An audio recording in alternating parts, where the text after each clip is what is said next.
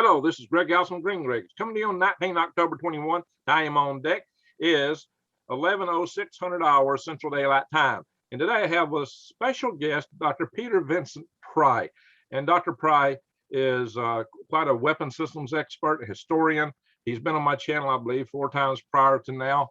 And he is going to talk about the situation that we're in today with Taiwan vis-a-vis the Cuban Missile Crisis, which we're in the 59th anniversary of. 59 years ago, we were in the middle of the Cuban Missile Crisis, and there's a lot of analogies and differences, very strategic, important differences that we need to bear in mind of that crisis versus this crisis, and why this one is probably going to be a lot worse for us, and how maybe we deal with this. We're dealing with a lot of things. I'll bring you this video as part of my Eyes Wide Open and Head on a Swivel series, guys, to help you know what you got to do to be prepared for the times coming as. And also, we offer a lot of advice here about things to do to mitigate these effects or stop these effects.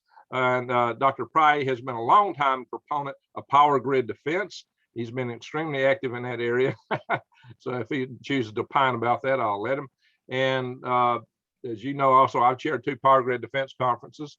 And Dr. Pry is the dean of power grid defense. He wrote the book Blackout Wars, which I have around here somewhere, and a lot of other books and articles on these topics. So we want to make sure our country's safe as we can. We don't want a war. We'd like to prevent it, but we also believe that when you have an aggressive potential enemy, that you have to have peace through strength, and that's very important. Also, we're going to follow up this video on Thursday with David Pine talking about the dynamics of facing Russia and China at the same time. It may be North Korea, and I'm sure Dr. Pry will touch on that. So just bear in mind, you know, I do bring a lot of videos to you about a lot of things that you need to know about. So please subscribe to my channel, click the update notification bell, and the bang the all on it. And I do have a special right now that you can get $100 off of a 3-month supply of food that can last 25 years. That's 2,000 calories a day, breakfast, lunch, and dinner. A lot of the competitors are only offering 800 calories a day, and they call that a meal. No, it won't get you by. This stuff will last 25 years, and it's freeze dried. So it's real food, and it reconstitutes into real food, and it's lightweight. You can store it. You can use it for bugging out, whatever you may need. Should we not succeed in our efforts to prevent these events that could cause it to hit the fan, or the power grid can go down, because there's so many ways that can happen, it's not funny.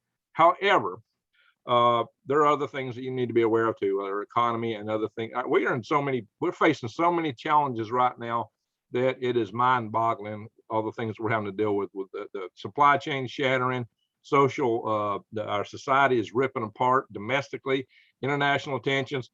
Dr. Pry, what do you make of all this? And tell us about yourself, and what do you make about all this? Tell it about myself. Okay. Well, I'm the executive director of the Task Force on National and Homeland Security, which is a congressional advisory board. And I served as the chief of staff of the EMP Commission for 17 years. I was the director of the U.S. Nuclear Strategy Forum. I was on the staffs of the Congressional Strategic Posture Commission, the House Armed Services Committee, and the CIA. And I've been working in the area of weapons of mass destruction all my life. I'm known now as Mr. EMP with a focus on electric power grid security, but I know a lot more than that and do a lot more than that. But I've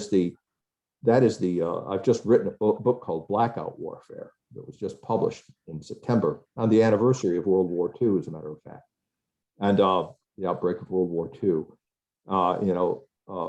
And my reason for focusing on that is because that is our technological Achilles heel, and it's the heart of a revolution in military affairs, a revolutionary new military doctrine subscribed to by Russia, China, North Korea, and Iran, that holds that they can win World War III without actually having to do battle with the U.S. Army, Navy, or the Marines, or to actually have a nuclear missile exchange. Just by blacking out the U.S. electric grid, which would collapse all the other critical infrastructures. And Blackout Warfare is the first book written in the West that describes how they would do that. It takes their doctrine and uses U.S. specialists who brought together for the first time American specialists in cyber warfare, non-nuclear EMP weapon, nuclear EMP, and even the weather, which is, they would take that into account when they're waging a blackout warfare. to put all these things together and the synergistic effects it would have on collapsing the electric grid and other critical infrastructures. And we're here today, I guess, we're going to talk about an article I wrote drawing parallels. And I'm kind of really surprised that I'm like the only one who's thinking about it, but the parallels between the Cuban Missile Crisis that happened 59 years ago and the looming crisis we're having with China over Taiwan.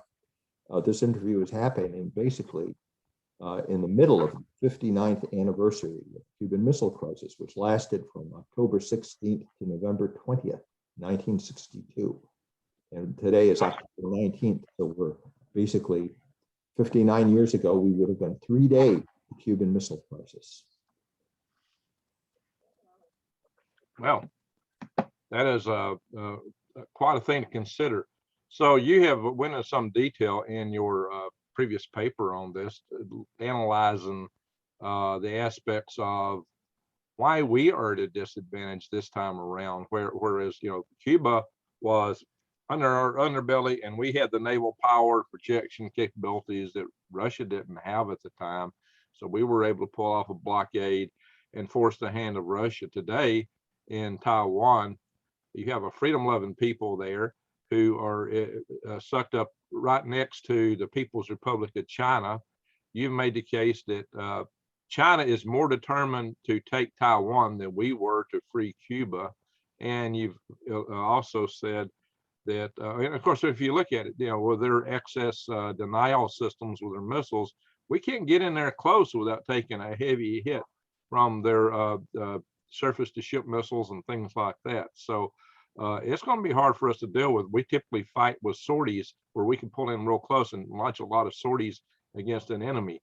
That's going to be difficult to deal with China. So what do you think about all this? You painted quite a picture of it. So tell us how you see it. Well, that's a lot of pitch. But if there's one lesson that I would like people to take away from this interview and from my article comparing on the Cuban Missile Crisis, it is this, that the chief reason the United States won the Cuban Missile Crisis was because we had superiority in ICBMs and strategic bombers. That we dominated the strategic intercontinental nuclear balance at that time. Under the Eisenhower administration, then in the Kennedy administration, they were concerned by a missile gap because the Soviet Union was ahead of us in developing ICBMs and the space weaponry of the. I can remember being a kid, I wasn't even 5 years old, but I can remember standing in the backyard of my grandmother's house in Rhode Island and watching Sputnik pass overhead with a bunch of the neighbors. We were all there standing there in awe, and it wasn't a happy thing. I mean, here was this object that we could see that was launched by a hostile communist power passing right over our heads. And we had no satellites in orbit. We all knew that our efforts to put satellites in orbit were failing. Our missiles were failing. And this caused a crisis, in the United States. The reason we have, such a vast university system today is because it was moved by Sputnik. We faced an emergency in engineering and technology and science. And so we pushed the emergency button to establish universities and schools to educate our people in science and technology, because we knew that this was going to be the nature of the new arms race. And Eisenhower first, and Kennedy followed through in turning out ICBMs when we finally managed to get ICBMs, the first ICBMs that worked, to turn them out like sausages. And it's a good thing we did, because that gave Kennedy, when the Cuban Missile Crisis came along, a 5-to-1 advantage in ICBMs. And we had an advantage in long-range strategic bombers too. And that's why we didn't have to have a thermonuclear world war during the Cuban Missile Crisis, which I also remember, even though I was in elementary school. I remember being on the bus, and the bus driver had a transistor radio, and he was playing President Kennedy's speech, where he was warning that, we simply cannot accept communist missiles in Cuba, and that we were on the verge of a nuclear war over this. But we had to stay the course and be prepared, because this might be the moment. I was in elementary school, and we were doing duck and cover exercises, seriously, because nuclear war was not just a theoretical thing, but it was actually a real possibility. And I remember the fear in my parents' eyes over all this. Everybody has forgotten these things, okay?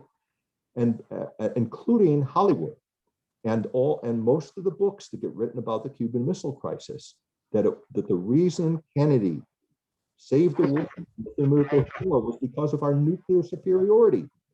People act as if, if you watch the movies, that is never the point.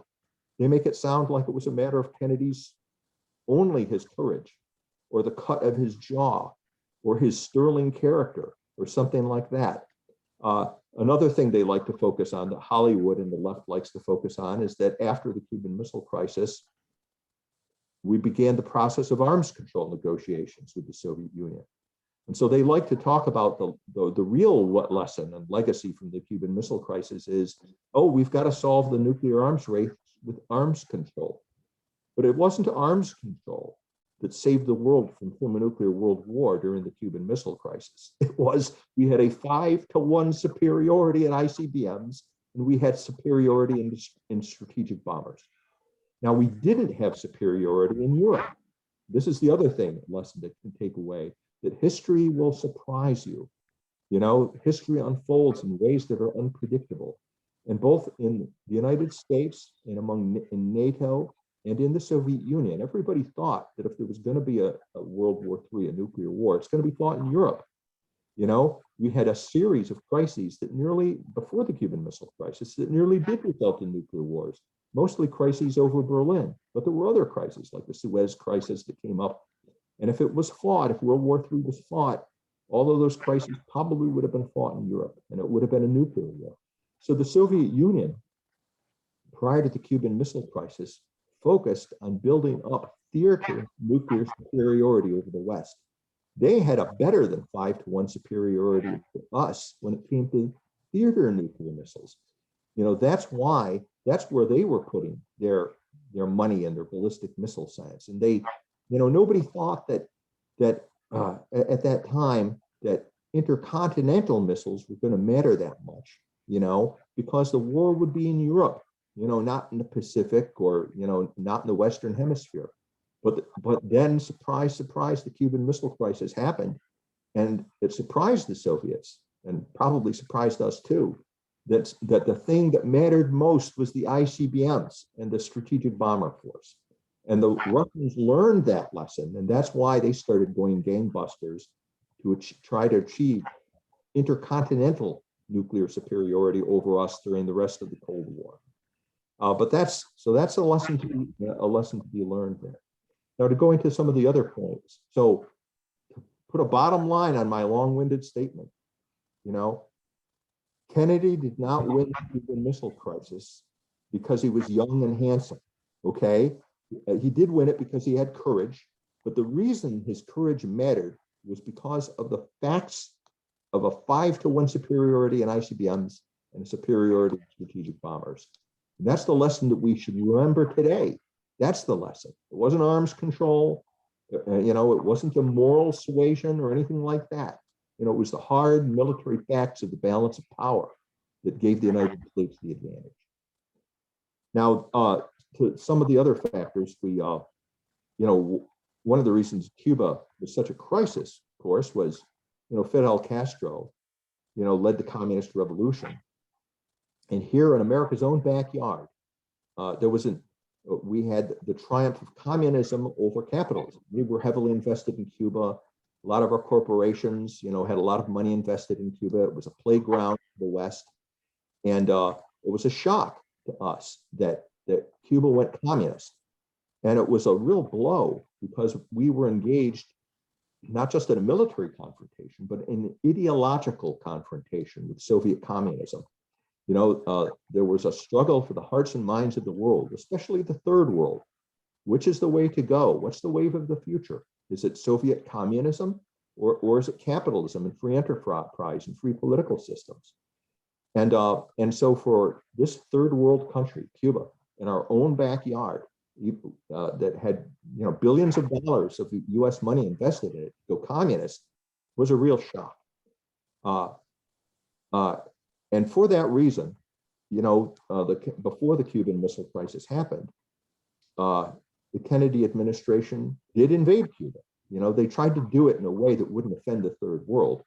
That's why we did it clandestinely. The CIA, we had Cuban exiles, an army of Cuban exiles, and ultimately it failed. The Bay of Pigs invasion failed because we didn't want to tip our hand and have our military come in and help and we could have crushed Cuba, we could have taken it over, but we didn't want to send the message to the third world that America was an imperialist power. We wanted it to look like, and it would have been the reality had the Bay of Pigs succeeded. We wanted it to be the Cuban counter-revolution to be led by Cubans, choosing by their free will and by the force of arms to reinstitute freedom in Cuba and not over communism.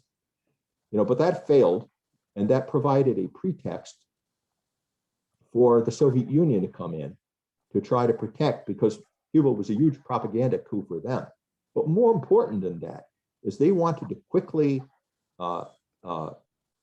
repair this imbalance in intercontinental power, the ability to project nuclear power, by moving medium range, intermediate range, and short range nuclear missiles into Cuba. Not only would this be a way of restoring the balance, the intercontinental balance of power, but it would give them a big advantage because Cuba is positioned so that we would have very little warning time, and it would be ideal for making a surprise nuclear attack against the United States. And that was their chief reason for doing it.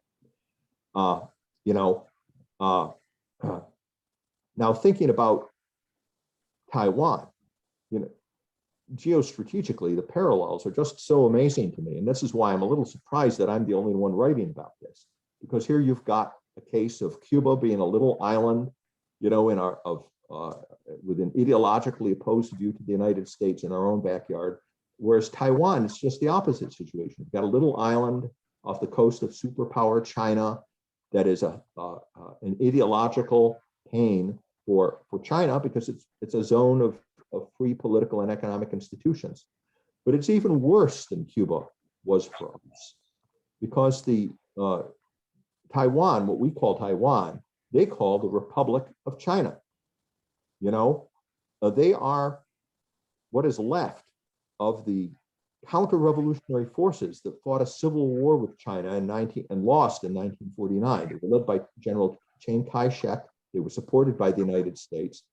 The United States historians call the year of shocks, because two of the biggest shocks that happened in 1949 was first, the Soviet Union detonated the atomic bomb 10 years before we thought they would get it. And second, China fell to the communists. We thought that Chiang Kai-shek was going to be the winner. And we were so shocked when the Mao Zedong defeated Chiang Kai-shek and the nationalist Chinese were forced to flee to Taiwan, this island fortress in Taiwan, where they have been ever since. And they consider themselves the legitimate rulers of China, but they're in exile. And they hope someday to be able to come back and recapture China. Yeah, they are the original China. At least they predated the People's Republic of China since, I believe, 1912? Yes, that's right.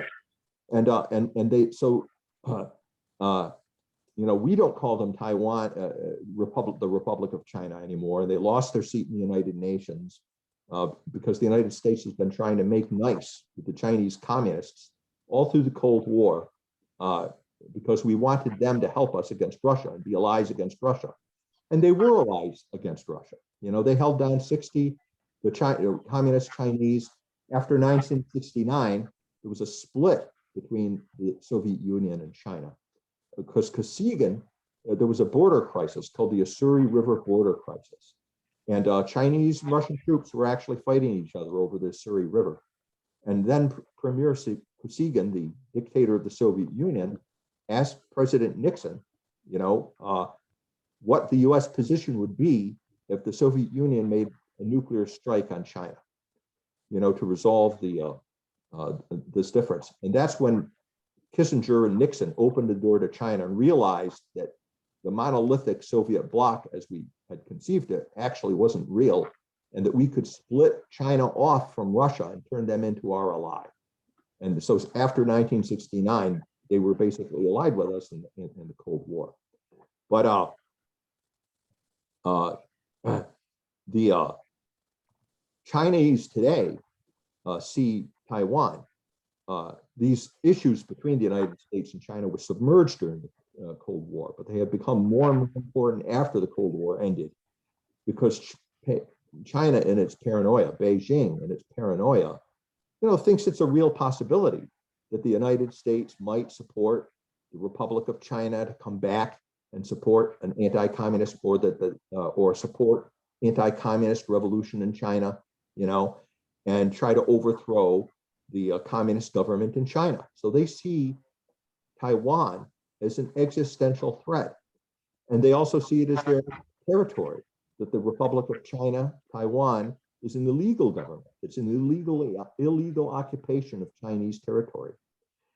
And so that situation is intolerable. And all of this is just to make the point and to reaffirm what Doug had said earlier, that China's incentives and motives for invading Taiwan are far greater and more compelling than America's motives for invading Cuba were, back in the 1960s. Cuba never really posed an existential threat to the United States until the Soviet Union moved nuclear missiles into Cuba, okay? And yet, before that happened, we nonetheless were so disturbed by Cuba going communist that we invaded Cuba. So those who think it unlikely that China is going to invade Taiwan ought to remember that even we, the benign, freedom-loving, imperialist-hating United States of America, invaded Cuba when we had much less motive to do so than communist China has to invade Taiwan today. So that's one big lesson learned. And another lesson that we should learn from this is the reason, as I've said repeatedly, the Soviet Union lost the Cuban Missile Crisis is because the balance of power, the balance of power was so much in our favor. We were the dominant naval force. They couldn't bring the naval force to bear. They had to bring nuclear firepower into Cuba to try to counterbalance that. And the situation is exactly reversed today, where the United States and Taiwan is concerned. Taiwan is in China's military backyard. China has overwhelming air and missile superiority in that part of the world. They have these new intermediate range ballistic missiles that are aircraft carrier killers. So our traditional means of projecting power, which is the aircraft carrier group, would be very much at risk going in there into Taiwan. And China is rapidly building up its nuclear capabilities. I've always thought we've grossly underestimated China's nuclear capabilities anyway. I think they've been hiding their real nuclear threat. But now it's as if, because the United States has so long neglected the modernization of its own deterrent, they're not afraid to let us see their real nuclear strength anymore. And just this summer, we've discovered them building first 150, then 250, then 350. Now I think it's up to 400 silos, ICBM silos, for the new F-41 ICBM. Probably this is the equivalent of the 1980s Peacekeeper MX missile. It carries 10 highly accurate, high-yield warheads. It can achieve over a 90% kill probability against U.S. missile silos. Rick Fisher, who's one of the foremost China experts, thinks that they'll be able to have all of those silos loaded with F-41 ICBMs in just a few years. That's 4,000 warheads. So suddenly overnight, China will go from having an estimated 300 warheads. That's what the Department of Defense, wrongly, I think, estimates the Chinese nuclear deterrent is, to 4,000 warheads, just on the DF-41 alone, just on those ICBMs that we're talking about. You realize that's a 10-to-1 advantage over the United States in ICBMs. We had a 5-to-1 advantage over the Soviet Union during the Cuban Missile Crisis. That's a 3-to-1 advantage, or a nearly a 3-to-1 advantage in all U.S. nuclear weapons. We have about 1,400 strategic nuclear weapons on all our ICBMs, all our bombers, all our ballistic missile submarines carry a total of about 1,400 strategic nuclear weapons. If they have 4,000, that's nearly a 3-to-1 advantage in the overall balance. So what do you think that means? What are the implications of that if the United States goes rushing to the defense of Taiwan? To me, that suggests a Cuban Missile Crisis in reverse type outcome, and we will be humiliated and have to back off, or we will be defeated in a conventional and nuclear war with China, and those are the two options: either to back off and be humiliated, or to be destroyed. No good options there, because of the balance of power. And if we do abandon Taiwan and decide, well, we're not even because a lot of people are writing, well, what if there is a confrontation over Taiwan? Well, we shouldn't even get involved. Then we've got another Afghanistan on our hands, the consequences of which I think will be fatal for us in the new Cold War. Because if we were to just basically write off Taiwan, abandon Taiwan to China in such close proximity to what has happened in Afghanistan, I think it would be the death of American military credibility. Our allies would no longer be able to trust us, and the world order that has been led by the United States for so many decades, which has been based on the assumption that the U.S. is a military superpower that will protect our friends and scare our enemies.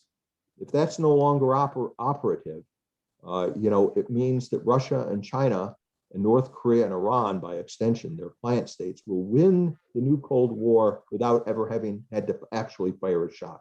And that's what they plan. They know that the power of nuclear weapons is such that you can win wars without actually having to fight them. They have learned the lesson of the Cuban Missile Crisis. Kennedy won the Cuban Missile Crisis without having to go to nuclear World War III because of strategic superiority. Ronald Reagan won the Cold War without having to go to a nuclear World War III because we maintained at least parity, and with the threat of the Strategic Defense Initiative, the space-based defenses that would outclass anything that the Soviets were able to do technologically, they lost the Cold War. We contained them, and they collapsed because their system was internally flawed. But it was unprecedented in history for a superpower like the Soviet Union to go down without a fight, and they've learned those lessons.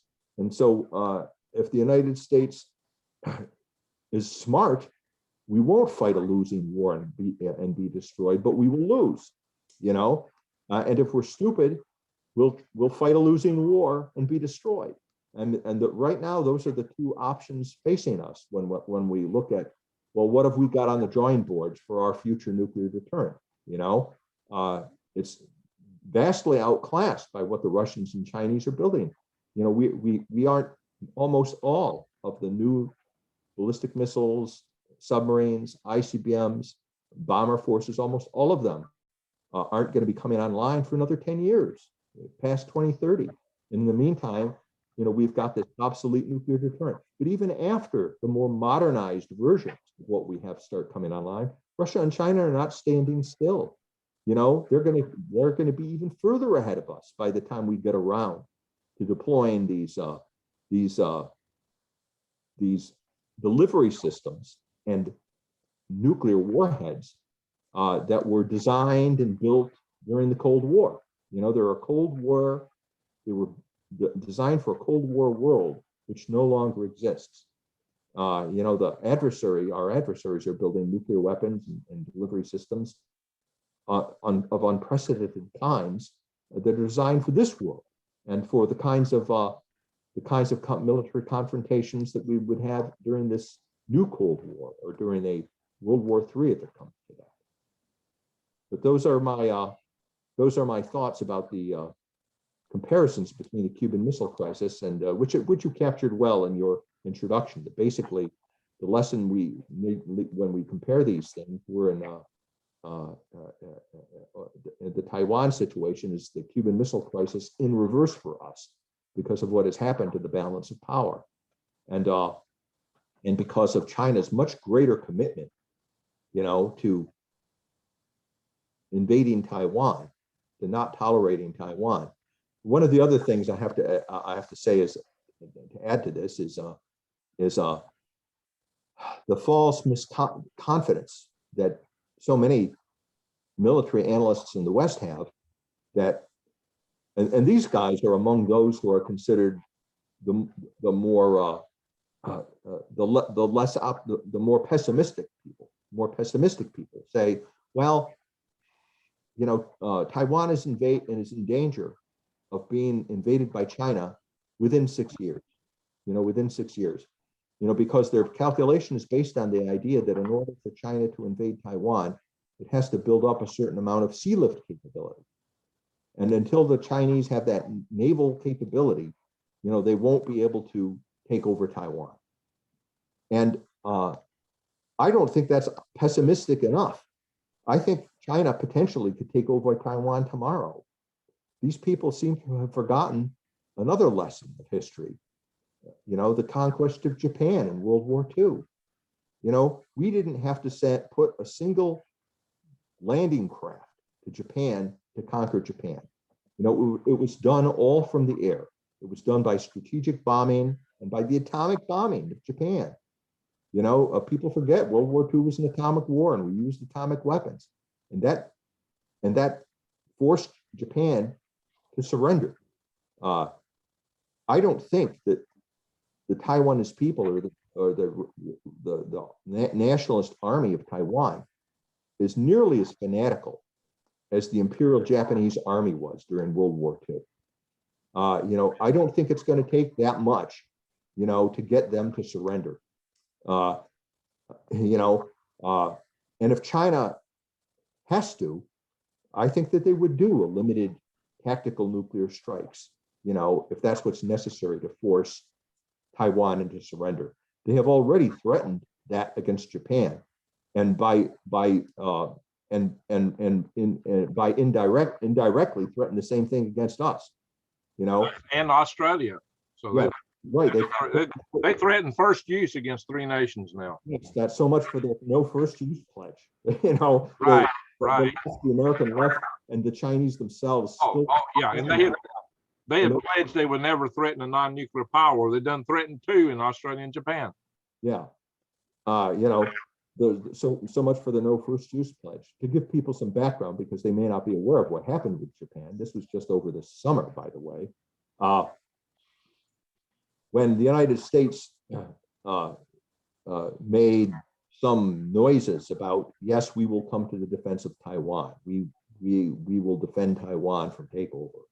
We haven't been all that vociferous about it, but we said words to that effect under the Biden administration, that we want the differences between Taiwan and China to be resolved peacefully, and we will back up Taiwan. Well, Japan tried to be a good ally, and said, well, if the United States comes to the defense of Taiwan, we will also come to the defense of Taiwan, because we have an obligation to do so. This is what being a good ally is, And then China, in response to that, said, if Japan sends 1 soldier or 1 ship to help Taiwan, we and Russia and North Korea will gang up on Japan, and we will nuke them mercilessly and continuously until Japan surrenders the way it did in World War II. And then after that, Russia and China will occupy. We will divide Japan into 4 parts, and we will occupy each of those parts and impose a constitution written by us on each of those 4 parts, and our armies will administer these 4 parts of Japan. I think that is not just what they would plan to do against Japan. I think that also reflects what they would plan to do against the United States. It isn't logical that they would be even harsher on the second banana. We would be the chief adversary when it came to a conflict over Taiwan, and that is our fate that they are describing. In addition to Japan's fate, that they would use nuclear weapons first, and that they would join with Russia and North Korea in nuclear war against us, and that when the smoke clears, we would be a divided nation, occupied by Russia and China under constitutions written by them for us and administered by them for us.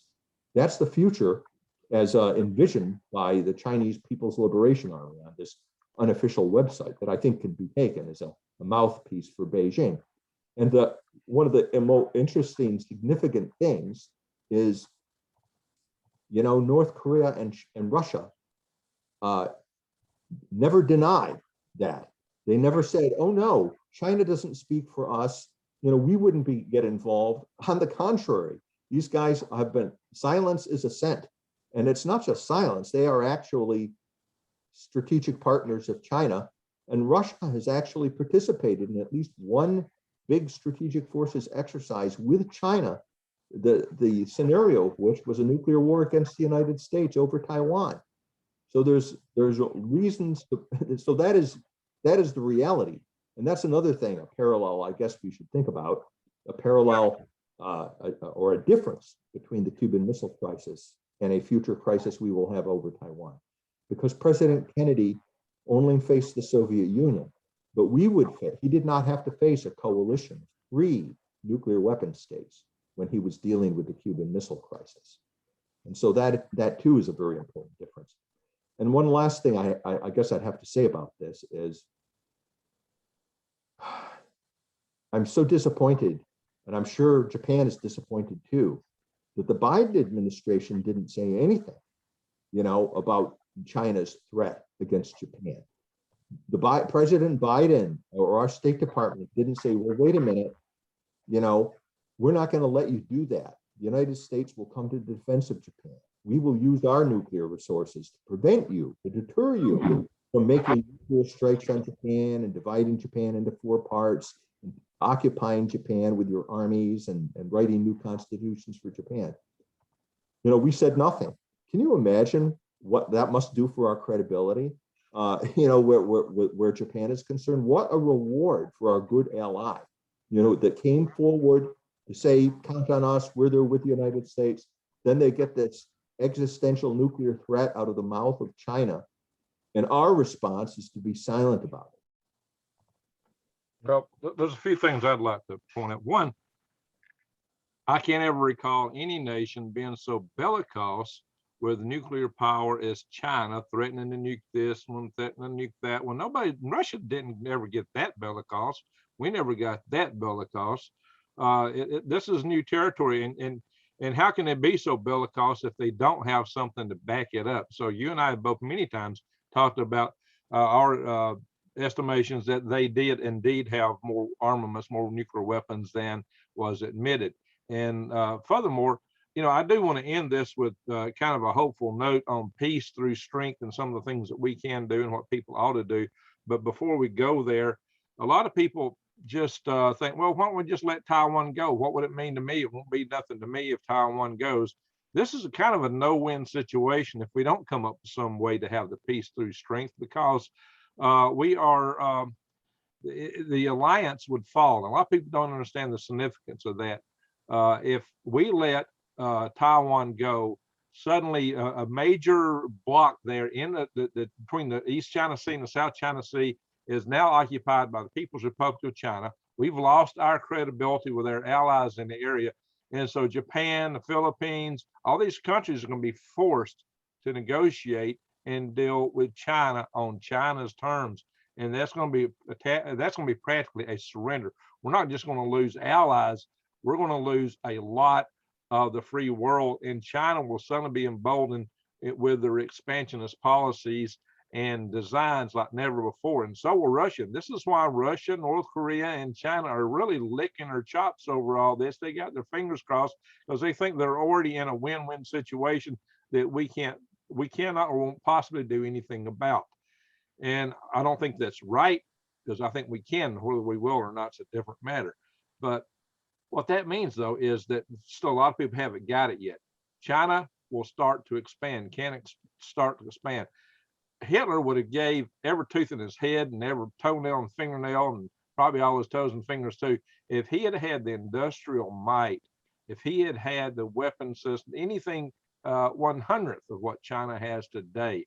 it would have been frightening. Yet China, to me, is just as is even more frightening because the way they treat the Uyghurs, the Falun Gong, the Christians there, and so many other groups. If we found ourselves under the rule of China, and I think that would be a likely outcome over time, I think it would make the way they deal with the Uyghurs look like a cakewalk. We would be in dire straits here in this country. If you love freedom, you would be in extreme dire straits because that's their design is global homology, and they want to expand it in concentric shells, starting in their theater of expertise area there, then through their belts and roads initiatives. And the last thing, of course, they just want to isolate America until finally, but they're working America through the inroads here through their colleges, their institutes. They've got all kind of tentacles throughout this country. They would like to take this country internally, and they probably think they can do it without firing a shot. That's why China, Xi Jinping talks about such things as, how it's so bad that we have freedoms protected by our amendment number 2, for example. I got to be careful how I word things on this platform, but they have grand designs, and this may be our last stand on it. And our war games show us losing time and time again, just conventionally. As you pointed out, our strategic advantage is dwindling. I mean, since we last talked, they discovered 3 missile fields in China. China's tested what appears to be a hypersonic weapon. They're backing off. Oh, no, it was just a space plane test. Well, if it was a space plane test, it's still a hypersonic missile capability. And I really think that's what it was anyway, for several other reasons, because there were several other people that had opined on this, and they even mocked us before they turned around on this, before they backtracked and said, oh, it's a space plane. So plus we see them trying to copy Elon Musk. So while they're doing that, they're developing an advanced space plane like that. So there's a lot of questions about that. But still, even if it was a space plane, it's a hypersonic capability that is frightening when you consider the prospects of having a fractional orbital bombardment capability like that. It's way beyond what the Soviets were developing in the 60s. So China is the biggest threat in the world at the moment. But if we can hold off, it's my belief, Peter, if we can hold them off long enough, their demographics are such that they will crumble from within. If we can keep a war from happening over the next 2 or 3 decades, they have a lot of economic instabilities at home. Their population is one of the fastest aging populations in the world. Same with Russia. If we can just hold them off from doing anything, they will implode. They'll come back to us begging for help in time if we can just keep them from war. So we're facing what looks like a no-win situation where we could be knuckled under, or we can preserve peace and survive. But I do believe the answer to that is peace through strength, and initially it would be keeping Taiwan strong. I think it should be our number one objective, is to keep Taiwan, build our strengths here, but we need to send as many missile systems, drone systems, anti-aircraft missiles, anti-ship missiles, surface-to-surface missiles to Taiwan as we can. I even suggested on a previous video, Peter, that we ought to consider, since the economic ramifications of Taiwan losing are so vast to us, that it should be more than just us selling them stuff and us building stuff to protect ourselves. We ought to give them something like a BOGO, buy one, get one free.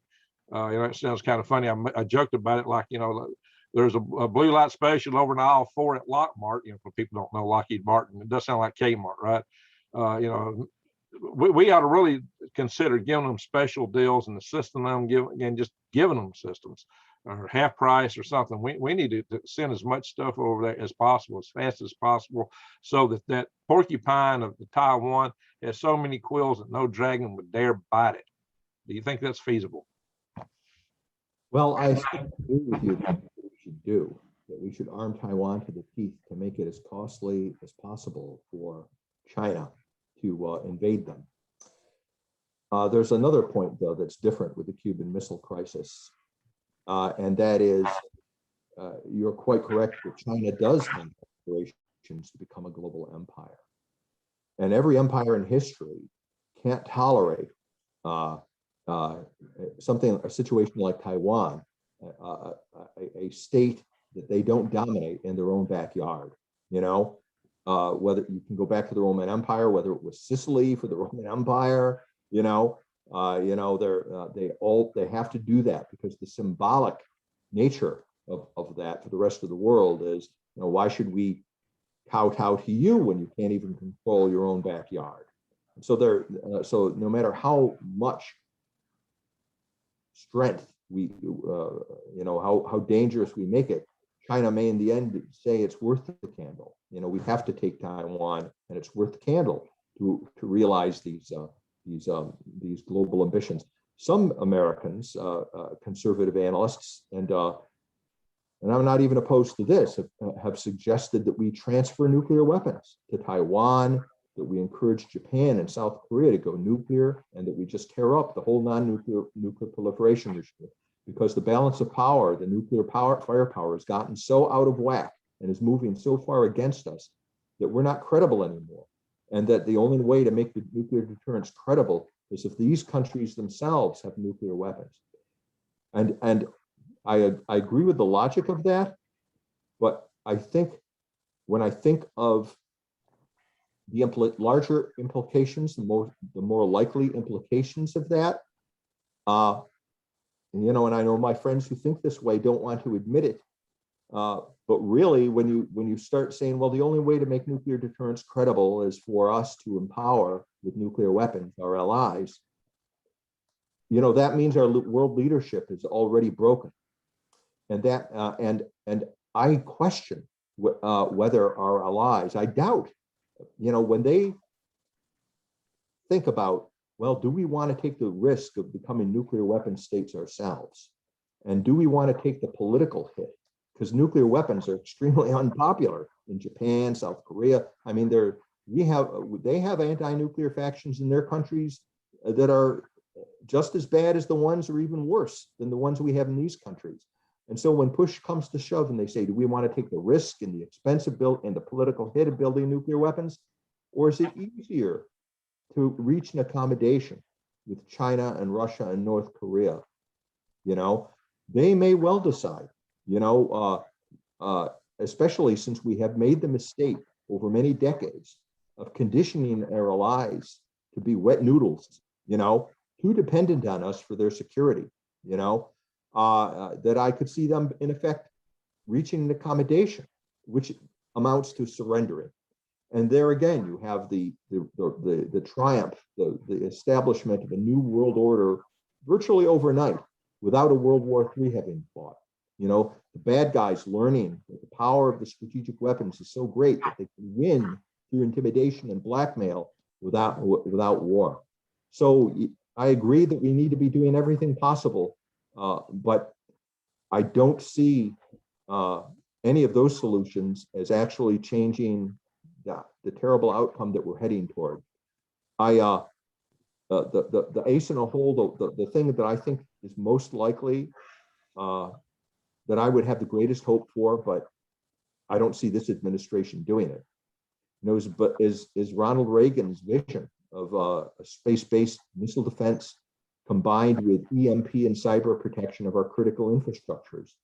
In history, because right now, all of these weapon systems, even if we were to try to match Russia and China and put everything into competing with them in hypersonic weapons and fractional orbital bombardment systems and super EMP type weapons, the nature of these technologies favors the aggressor. The nature of these technologies favors the guy who strikes first, okay? And that's not and we're going to lose because we're not the aggressor. We're not the one who's going to strike first. So if we're going to play that technological game, we lose. Our best hope is to change the technological game to one that favors the strategic defense by building up passive defenses against cyber and EMP in our own country, and by building space-based active defenses that can render nuclear missiles obsolete. And we can do that. There was a system, Ambassador Cooper, I don't know if you've ever had him on to talk about it, but Brilliant Pebbles, could have been built for $10 billion back in the Clinton administration, and Clinton killed it, and the whole SCI program, because they thought that mutual assured destruction and the ABM treaty were the cornerstone of strategic stability. What a terrible decision that was. And, it might have been our historians looking back, remembering the history of the late great United States, might remember that moment as our epitaph. That was our epitaph, the decision that doomed us. But we can still do that. It's unfortunate, though, that there just seems to be no political will, in the Biden administration or even during the Trump administration in the Pentagon.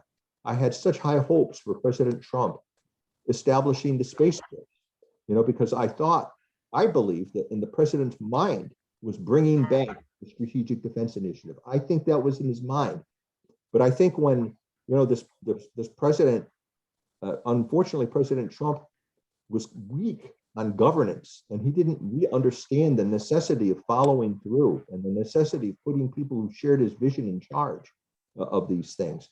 And the Air Force managed to hijack the Space Force, and so they want the Space Force to hold the coat, to not be all it can be, and be this revolutionary new method of defending America and changing the technological equation, favor peace, move us away from mutual assured destruction to what I call strategic assured national existence. An arms race of space-based defenses would be good for the world. That's an arms race that would make the world safer and safer and more. I like your acronym of SANE much better than MAD. Me too. That's why I use it. And and it would move us in a saner and saner direction. So we can change. We have the technological potential to do it, but the political will isn't there. The other thing that gives me hope, we're trying to talk on the bright side here and end on a more positive note, is the fact that our adversaries are totalitarian states. They are evil empires, and that's very much in our favor. Remember what happened between Hitler and Stalin, okay? That's what totalitarian states do to each other. Hitler actually could have won World War II if he had honored his agreement with Stalin. And if Stalin, communism and Nazism had managed to get along together, they would have won World War II right there in 1940, okay? But they couldn't do it because they are totalitarian states, and they hate and suspect each other even as much as they do the free world. Maybe more so, because a fellow totalitarian state is a bigger threat to them. They're not as meek and mild and obsessed with Judeo-Christian values as we are. And in effect, they see us as wet noodles, which we tend to be. And so we might have the happy circumstance of Russia and China and North Korea and Iran going to war against each other.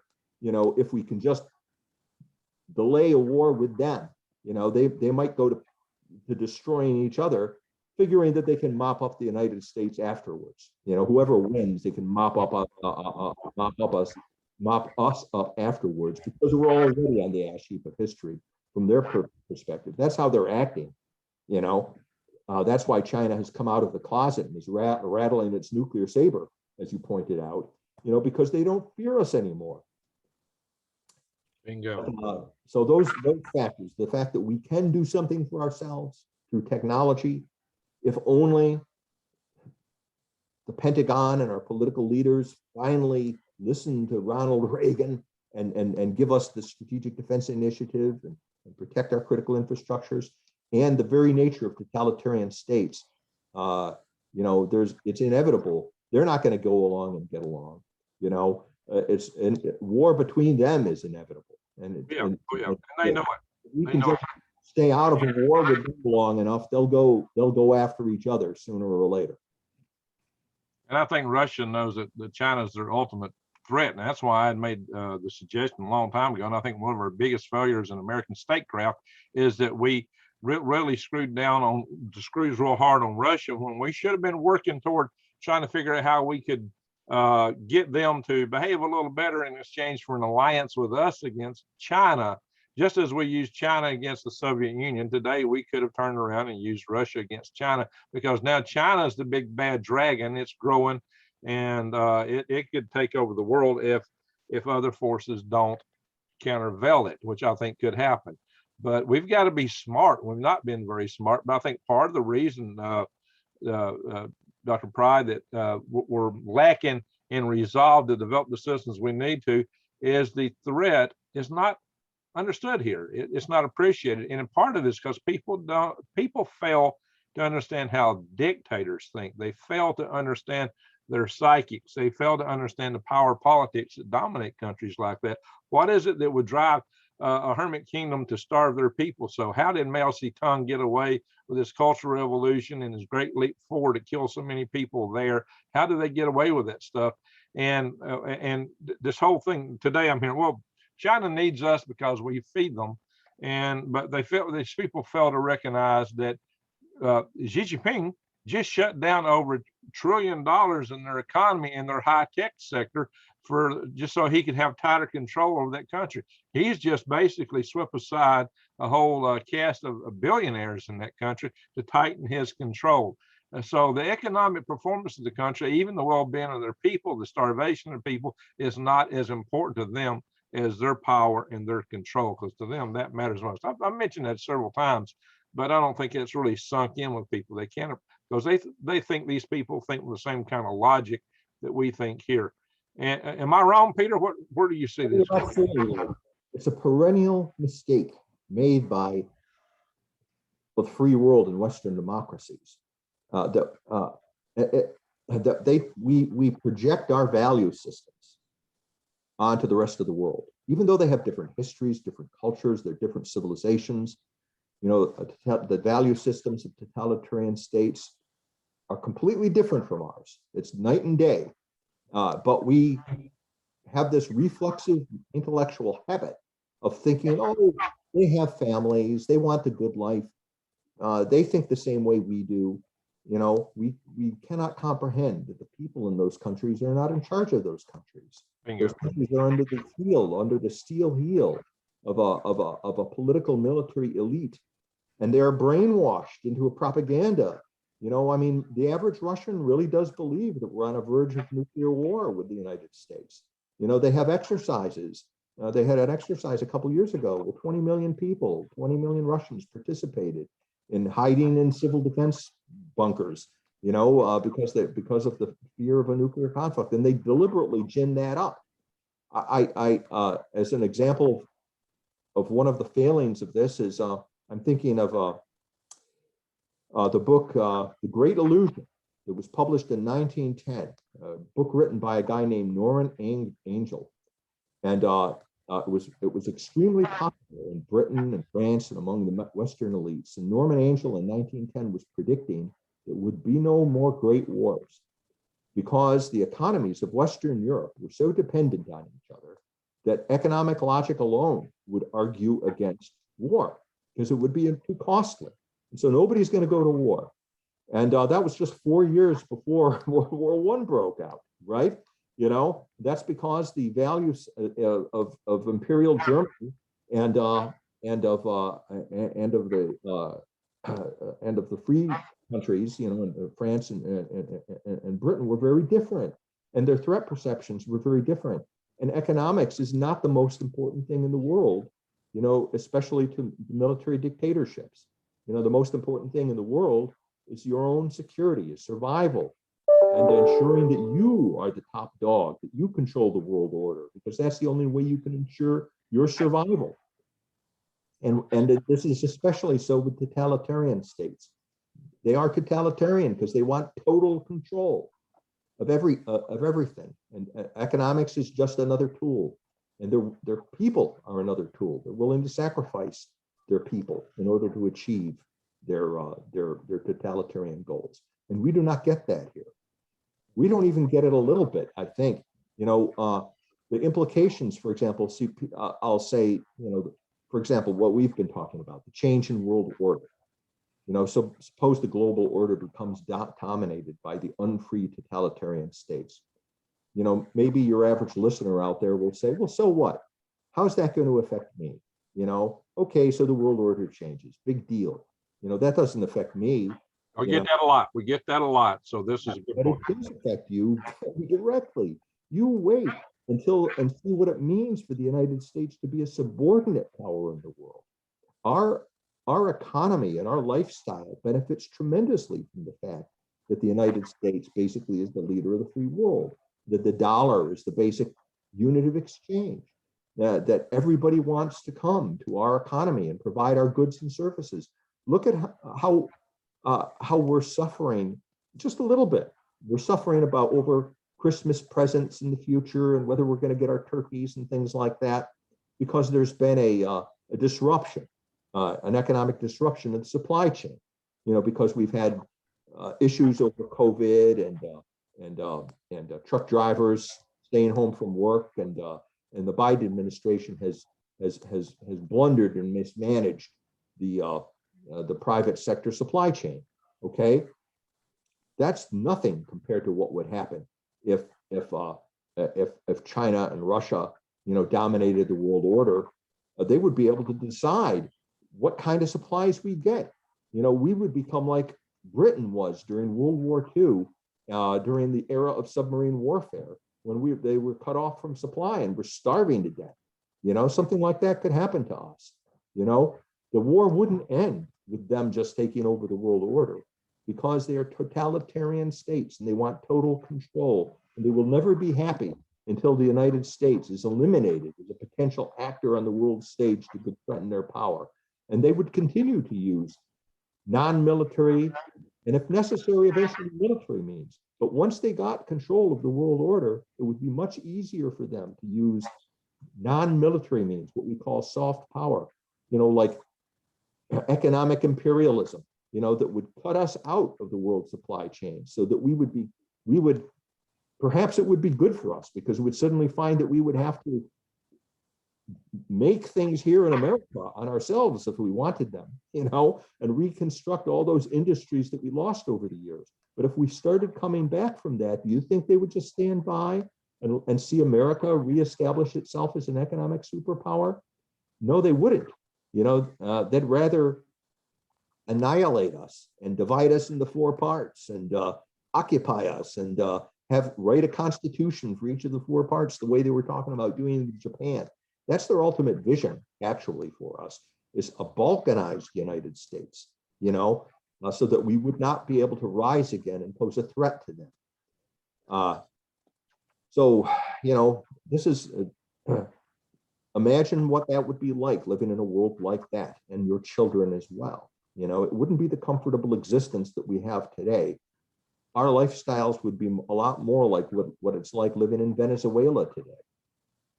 You've got to get your head around that, because that's the kind of reality that we're facing, and that's the happy outcome. That's prison camps to go to nuclear war with us and wipe us out as a people. That's the benign outcome from the totalitarian solution to the problem that is America.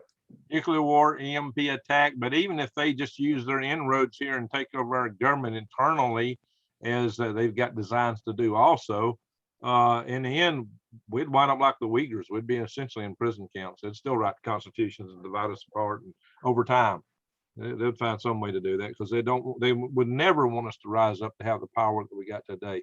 So they'd do everything they could to prevent that. So what we're really saying, to sum it up, is Taiwan matters.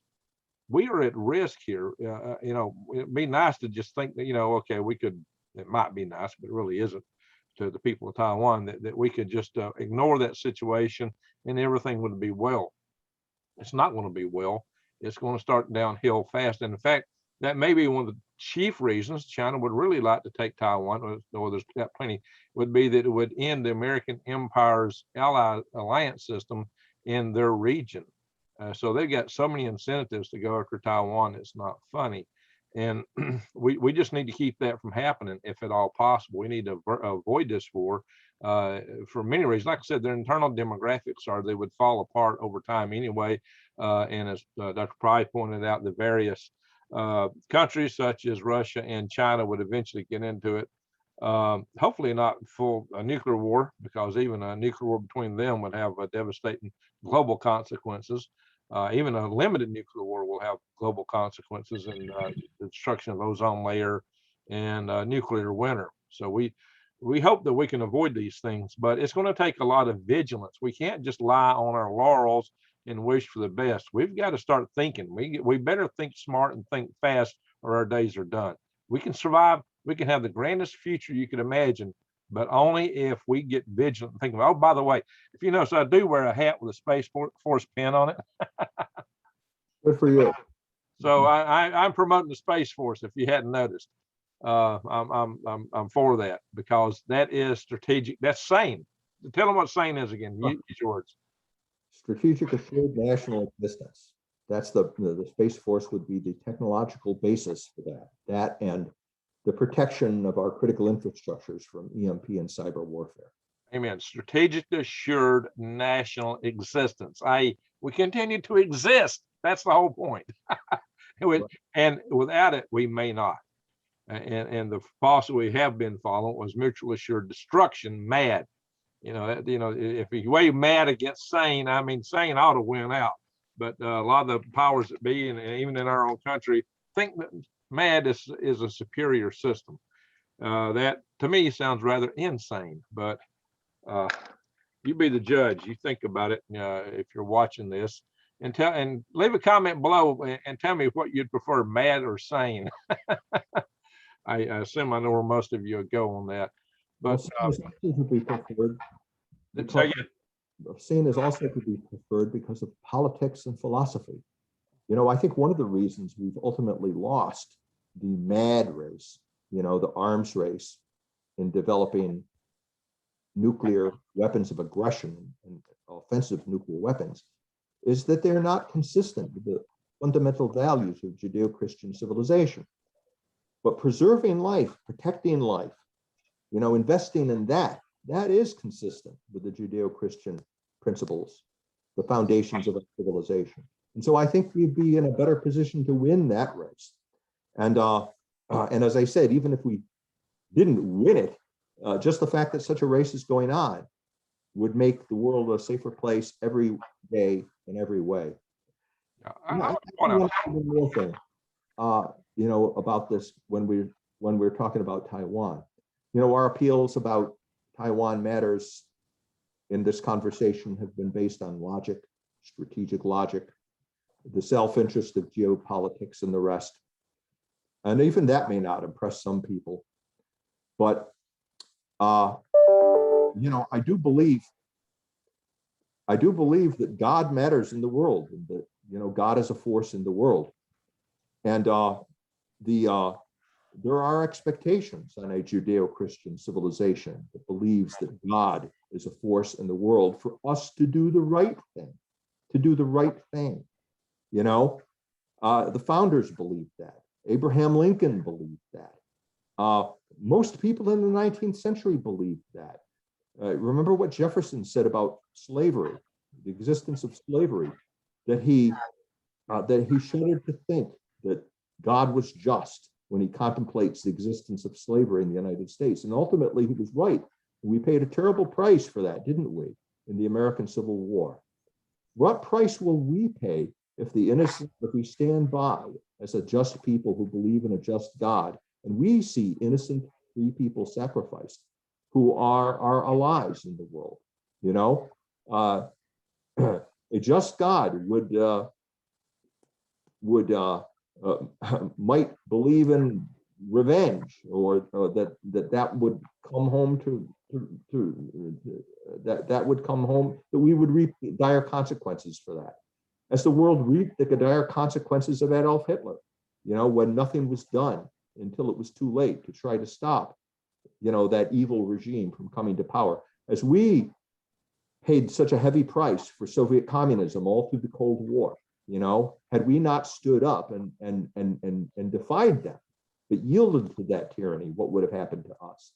We face a moral test today too, and that we must not fail. All right, so we definitely are in a situation here, like I said, that requires a lot of vigilance that we've got to get strong on. And I encourage everyone to write their congressman and tell them that, hey, we need the strength. We need to prepare our systems. Maybe, Peter, we need to think about a platform for things that we ought to call for. I know David Pine has got some things he's wanting to talk about, because he's seeing us facing Russia and China at the same time. So he's got several things, and you might want to. I'll let you kind of mention David Pine. Talk about your organization and your position, his position. You set up an organization that I serve also as a state director. Why don't you mention that here and let people know that we're out here actively trying to make things better?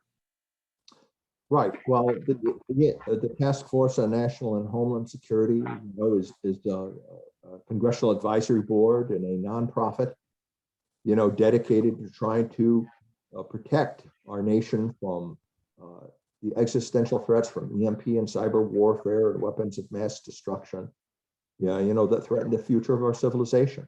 David Pine is one of our officers. He's one of my colleagues on the EMP task force. The conversation that you had with him before is drawn from our book, Blackout Warfare. David is a contributor to that. And I think he is a far-sighted and visionary person, engages in the kind of classical balance of power thinking that used to be the kind of thinking that would be done in Washington by the best and the brightest in Washington, but doesn't seem to be done anymore. And I think that David's contribution to the book Blackout Warfare is sort of a measure of how dangerous times have become. That basically what he's proposing is that we rethink world order, to try to come up with a way of accommodating Russian power, Chinese power, balancing power again, the way Metternich used to think about balancing power in the aftermath of the Napoleonic Wars, and did it successfully, so that the world didn't see another world war like the Napoleonic Wars until a century after Metternich. And and David's got some ideas that would be absolutely anathema in Washington, okay, which is why I published them, but they are logical, and it's the kind of thing that Washington, if Washington wasn't an idiot itself, should be thinking about. Instead, we have these guys in Washington who still think that the United States is the unchallenged superpower, and that the problems we have with Russia or China are some kind of temporary inconvenience that we can overcome with arms control negotiations or clinking champagne glasses with them in Geneva, and that this problem can be negotiated away because Joe Biden is such a clever guy and Anthony Blinken is such a clever guy. And after all, look what Kennedy did during the Cuban Missile Crisis. It was the cut of his jaw and his strong personality that managed to save the world from thermonuclear holocaust, wasn't it? I mean, that's what they think. That's how they think. So, David Pine is, we need more people like him in the Department of State and the Department of Defense, people who think in realist terms, so that we can reimagine, to take a favorite phrase from the left, what world order might look like, so that we can weave our way through this minefield we've been describing, and maybe have America survive over the next few decades in this existential contest with the totalitarian powers that are on the verge of taking over the world order. There you go. I do believe if we can just hold it off the next few decades in some fashion, that we'll survive, thrive, and it will be amazing to be alive. So, Dr. Pry, I really, really appreciate what you brought to us here today. Do you have any closing words you would like, in last thoughts, the afterthoughts, some way you'd like to sum this up? Well, I don't want people to read Blackout War, which is the way I think they will come after us if there is a war. And I think that we need to listen to what the founders told us, okay? It all sounds so hopeless, what we're talking about here, because we feel like our destinies are in the hands of Washington, and there's nothing we can do about it. And that's not true. We can act. The structure that was set up to save us from an incompetence in Washington, okay, has failed at the level of Washington.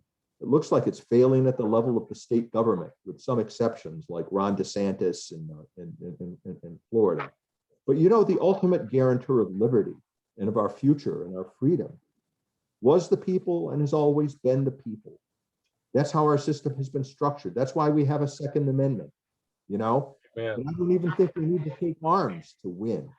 The first step to protecting ourselves from tyranny overseas is to protect ourselves from tyranny at home.